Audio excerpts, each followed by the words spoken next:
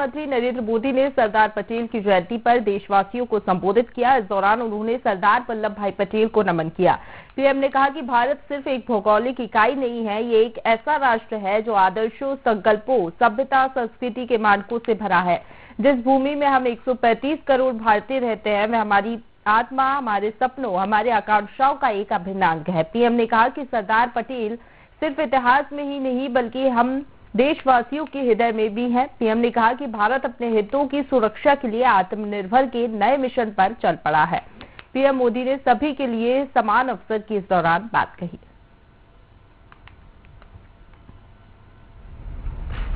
सरदार पटेल जी सिर्फ इतिहास में ही नहीं बल्कि हम देशवासियों के हृदय में भी हैं।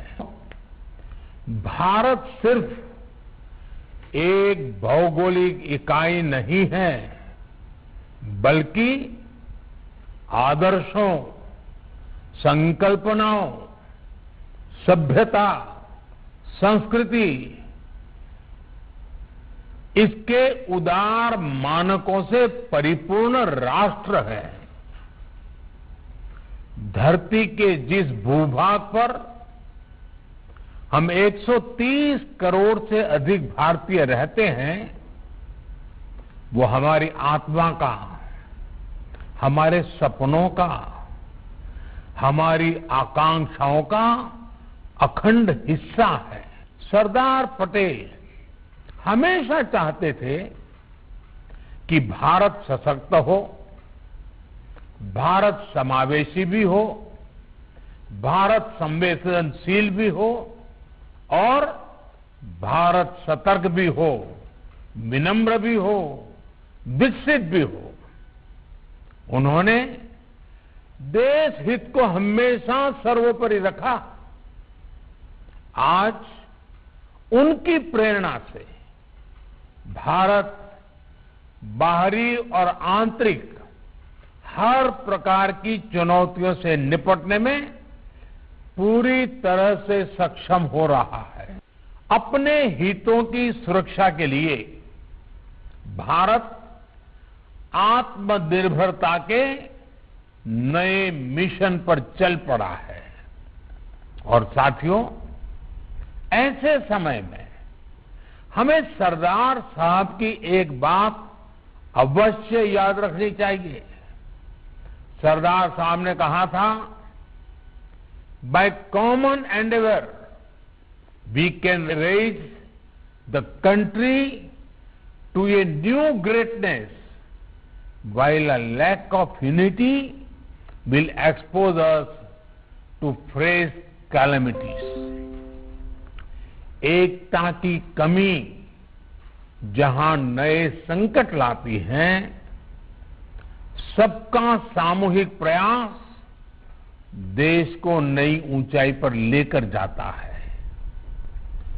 आजाद भारत के निर्माण में सबका प्रयास जितना तब प्रासंगिक था, उससे कहीं अधिक आजादी के इस अमृत काल में होने वाला है। सरदार साहब हमारे देश को एक शरीर के रूप में देखते थे, एक जीवंत इकाई के रूप में देखते थे। इसलिए उनके एक भारत का मतलब ये भी था कि जिसमें हर किसी के लिए एक समान अवसर हो, एक समान सपने देखने का अधिकार हो। उस एक भारत का स्वरूप होना चाहिए एक ऐसा भारत जिसकी महिलाओं के पास एक से अनेक अवसर हो, एक ऐसा भारत जहां दलित, वंचित, आदिवासी, वनवासी, देश का प्रत्येक नागरिक खुद को एक समान महसूस करे। एक ऐसा भारत जहां पर बिजली, पानी जैसी सुविधाओं में भेदभाव नहीं, एक समान अधिकार हो। यही तो आज देश कर रहा है। इसी दिशा में तो नित नए लक्ष्य तय कर रहा है और ये सब हो रहा है क्योंकि आज देश के हर संकल्प में सबका हुआ है।